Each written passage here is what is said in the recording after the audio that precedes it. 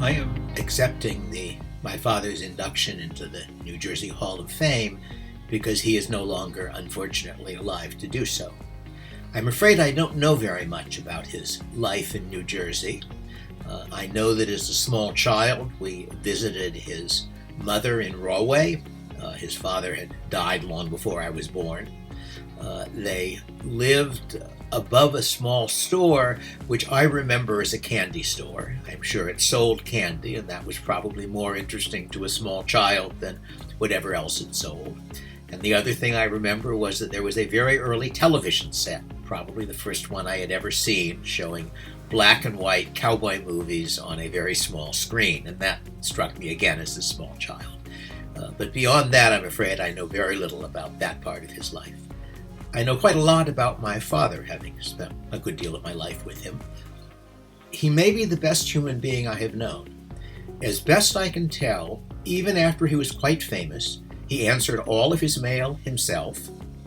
He talked with anyone who wanted to. He had a practice when he was in a taxi cab in New York of getting into a conversation with the driver about the medallion system for taxi cabs to try to see whether he could successfully explain the economics of that system and why it actually made cab drivers worse off, although cab companies better off in the length of time he had in a trip. He had certain interesting rules for life. One of them was to never argue about whose fault anything was. His response to any such argument was, "My shoulders are broad, it was my fault," which is probably a pretty good rule and one I've tried to follow. I know that he and my mother, early in their marriage, decided that there were some things that it was hard to say, and you should therefore replace them with numbers. And the only one that actually survived in our family, and still does, was number 2. Number 2 means you were right and I was wrong. And it's easier to say number 2 than to say the full sentence. I'm happy with the way he brought me and my sister up. As best I can tell, there are 2 views of children.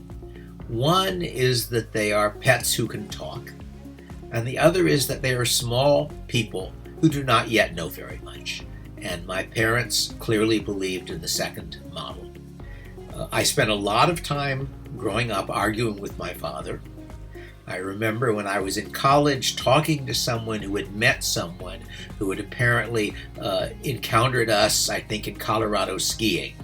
That would have been when I was in high school, and claimed that we spent all our time arguing and I won half the arguments.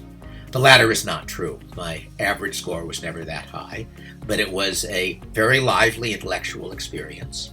And it was always clear that what mattered was not who was the father and who was the son, or who was older, but only who had the better arguments. Much, much later, I heard an elderly man, quite a nice and generally sensible elderly man, say to my son, "You shouldn't contradict your elders." And I found that a shocking thing to say, not merely wrong, but practically blasphemous, because it was so inconsistent with the way I had been brought up. I wish my father were still alive.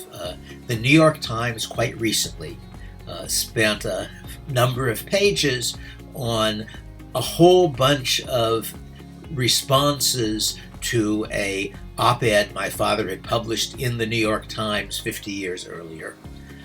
Almost all of them attacking it. And I was reminded by something that his friend George Stigler once said. Anyone can win an argument with Milton when he's not there. Thank you.